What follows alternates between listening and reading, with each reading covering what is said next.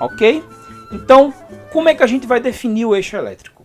A gente tem que lembrar que é possível definir o eixo elétrico de cada fenômeno elétrico, isso é, de onda P, QRS, T até onda U.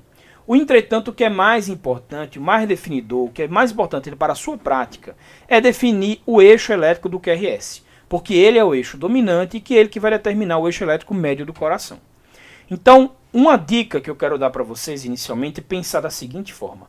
Toda derivação tem 180 graus de positividade a partir do zero. Toda ela. O que é isso, Tiago? Vocês vão saber agora. Aqui está nosso protótipo de rosa dos ventos.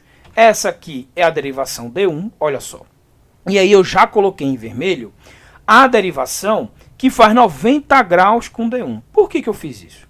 Porque para a gente analisar onde é positivo, a gente tem que saber quais são 180 graus de positividade de D1. Ora, D1 é positivo para a esquerda, é a esquerda do paciente, tá, pessoal? Direita nossa, esquerda do paciente.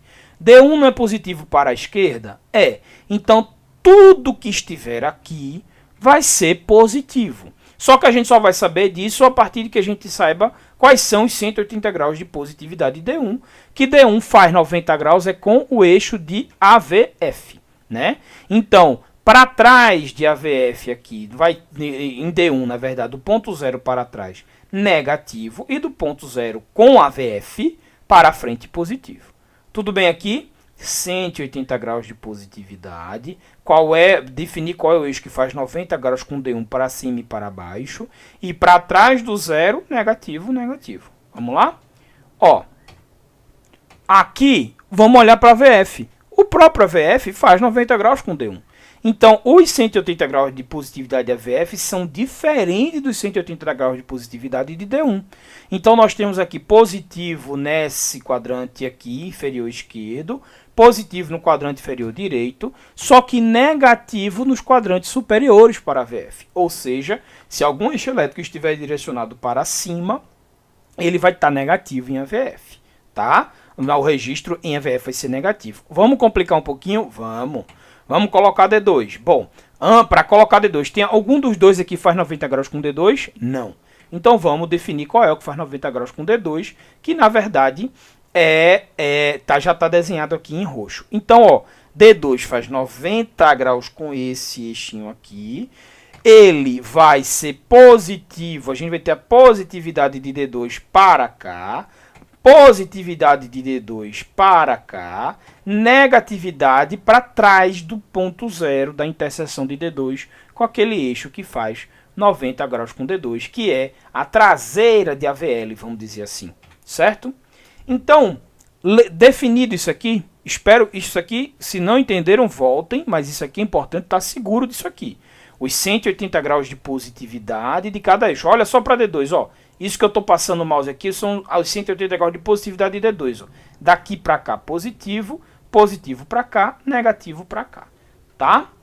Então, como é que a gente vai definir o eixo elétrico? Tem 3 passinhos, ou 3 formas. Tem formas um pouco mais simples, formas um pouco mais complicadas. O que eu vou ensinar para vocês? Eu vou ensinar a forma mais simples, que é uma forma um pouco mais aproximada, mas apesar de ser relativamente mais precisa. E eu vou usar... Para depois, para fazer a conta dos eixos elétricos, eu vou fazer a conta do eixo exato, mas aí é uma continha trigonométrica que a gente vai pegar os lados do triângulo, que não precisa vocês fazerem, não tem a menor necessidade disso, tá? Mas é importante a gente saber como é que a gente ia ver mais ou menos o eixo elétrico do coração, dar um resultado aproximado, porque a partir desse resultado aproximado você vai poder acompanhar seu paciente lá na frente, saber se ele tinha um bloqueio de ramo que não tinha antes, né? Você fez um eletro 2 anos depois naquele paciente que você acompanha na atenção primária. Esse paciente não tinha um bloqueio de ramo esquerdo, agora tem. Não tinha um bloqueio de ramo direito, agora tem. Isso tudo a gente vai ter que estar estudando, tudo bem? Então vamos lá. D1 em AVF, primeiro passo para vocês definirem o eixo elétrico. 2.2, olhar derivações que não estejam no quadrante principal. Então vocês vão analisar qual é a derivação no eletrocardiograma que não está naquele quadrante principal que eu vou achar.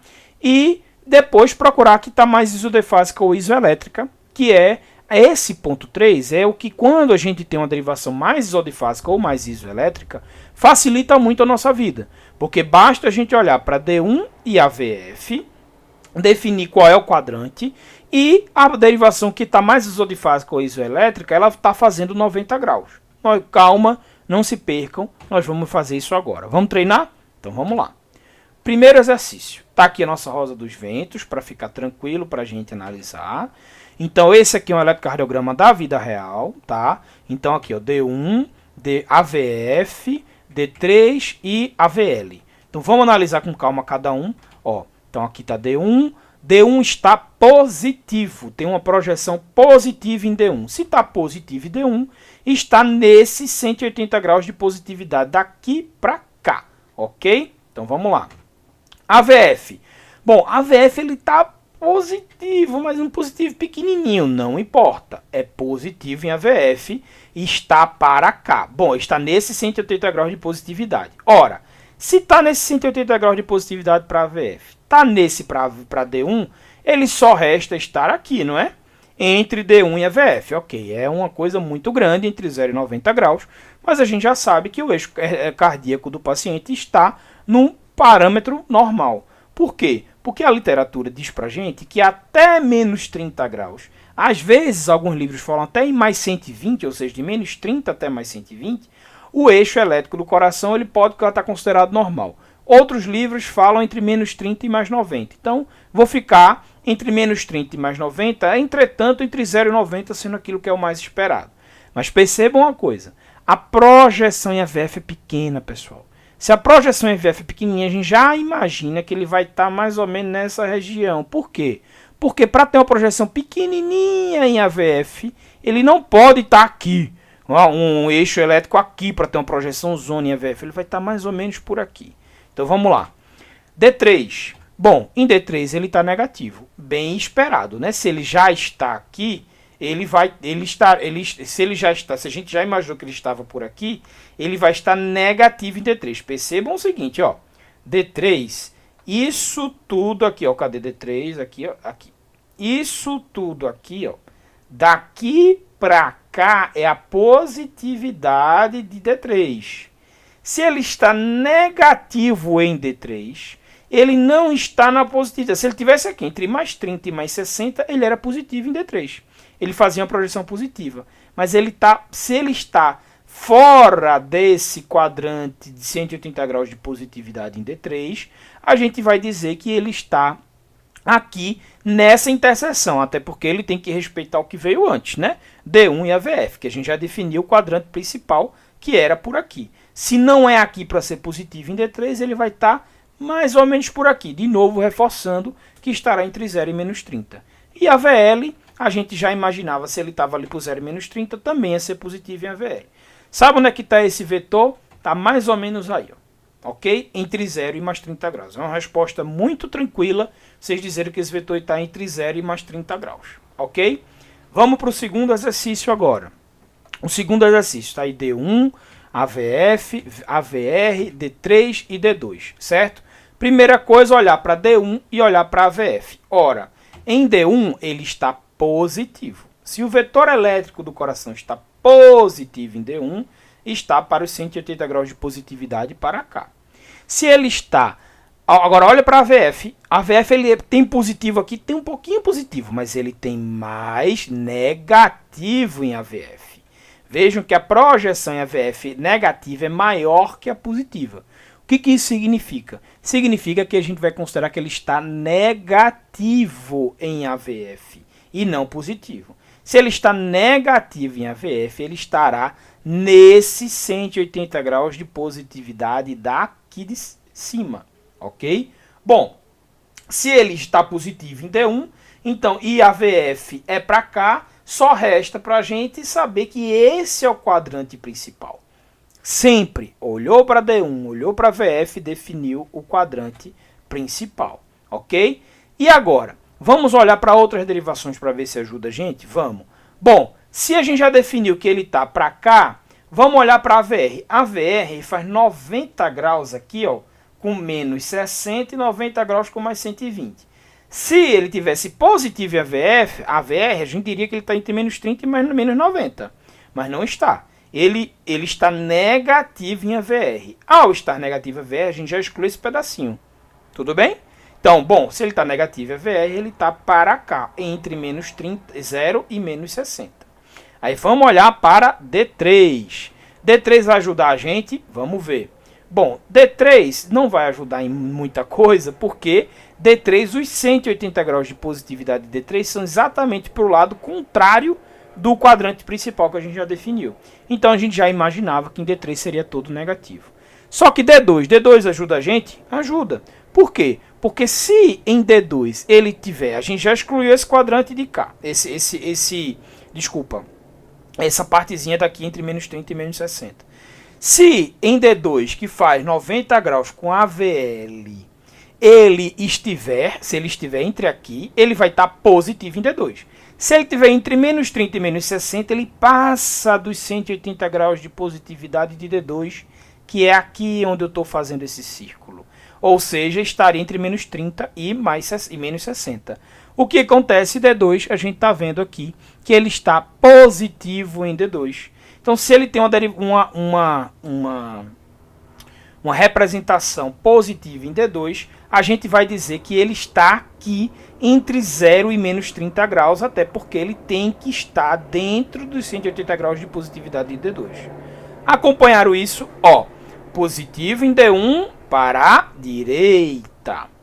Positivo em D1, aí agora vamos para AVF, negativo em AVF, então está para cá, definimos primeiro o quadrante principal. Excluímos esse pedacinho entre menos 60 e menos 90 com AVR. E a gente define que ele vai estar nesse quadrantezinho aqui com D2, que é positivo. A precisão exata desse eixo aqui, esse eixo nosso vai estar aí, bem pertinho. Vejam que a projeção em D1 é uma projeção boa, grande. Também a projeção em AVL, se tivesse aqui, também ia mostrar que era uma projeção boa e grande, ok? Uma projeção pequenininha em AVR aqui, negativa, tá? Projeção em D2, né? Uma projeção quase isodifásica em D2, ou seja, está até perto do 0 grau aqui de D2, mas tem projeção positiva em D2. Então, com a trigonometria, a gente veria que esse eixo aí, ele está em menos 11 graus. Não vão precisar saber de como fazer exatamente essa projeção. Só para os curiosos, que muitas vezes tem, é só pegar a diferença dos quadradinhos mesmo. É pegar qual é a projeção positiva de cada um.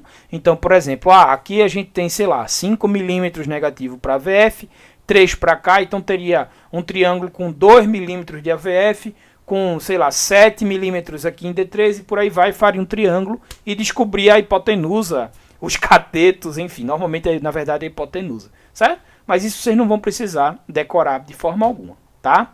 E aí, o terceiro exercício nosso, esse daqui eu coloquei de propósito esse eletrocardiograma. Por quê? Não confundir a onda T, que vocês estão vendo aqui, ó, repolarização da T apiculada aqui. Não confundir essa onda T com o QRS.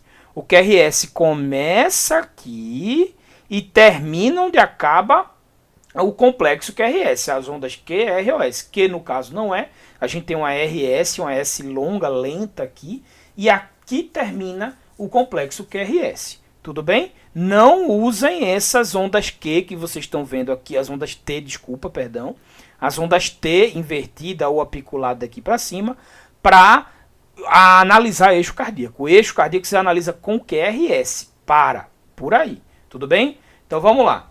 Nesse eletrocardiograma, bom, a gente está vendo que ele está com uma porção muito mais negativa em D1, né? Se está negativa em D1, ó, do zero para trás.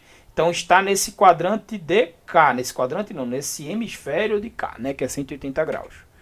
Em AVF está positivo. Eita! Então se a AVF está positivo, está daqui para cá. Então nós temos positividade aqui para baixo, certo?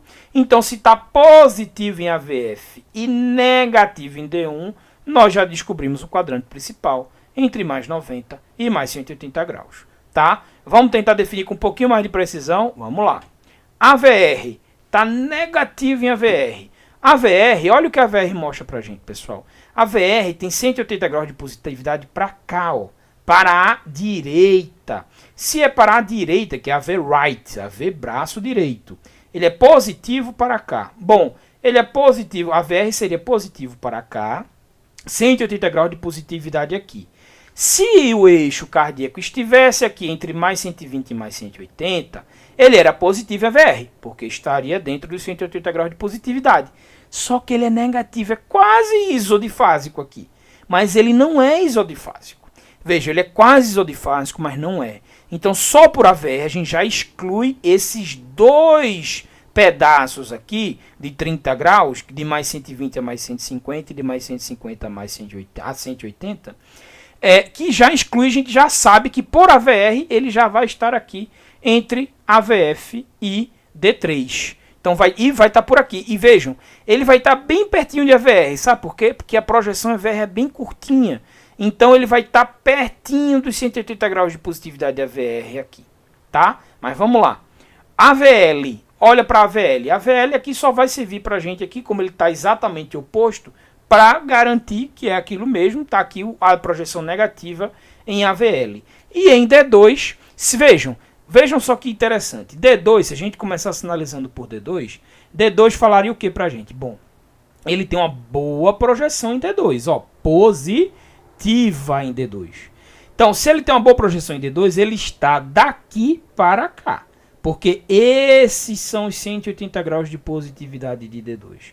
Isso significa pra gente, bom, se eu já analisei que ele está daqui para cá, e a VR já me disse que ele estava daqui para trás, a gente já sabe que ele não está ali positivo. A VR sabe que ele vai estar ali, pertinho de D3, com a boa projeção em AVF, vejam lá, uma projeção grande em AVF, uma projeção grande em D2, tá? D3 se tivesse aqui, a gente ia ver que tem projeção grande em D3 também, e negativo pequenininho, e aqui ó, no cotoquinho de AVR, por isso que eu falei, esse cotoquinho aqui, ó, negativo é a projeção em AVR. Tudo bem, pessoal? É isso para essa nossa aula de hoje. Muito obrigado. Dúvidas, podem escrever para o nosso e-mail, tá? Ou, para quem é de fora, que essa aula vai ser uma aula que vai ser colocada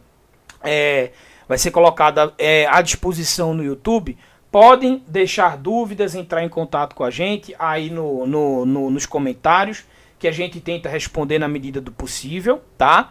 Essa é uma aula do curso de Eletrocardiograma e Cardiologia Aplicada à Atenção Primária. As turmas já começaram a acontecer. Primeira turma vai ser agora em setembro de 2018, no 1 e 2 de setembro de 2018, aqui no Hotel Capcana, em São Paulo. E se você gostou, aperta o sininho aí, se inscreve no canal e acompanha nossas publicações, que a gente vai estar começando agora um processo de publicações de mais vídeos, alguns vídeos para fora mesmo, para que todas as pessoas possam ter acesso, e outros destinados aos alunos do curso, que em algum outro momento também a gente vai acabar publicizando. Tudo bem? Muito obrigado e até a próxima!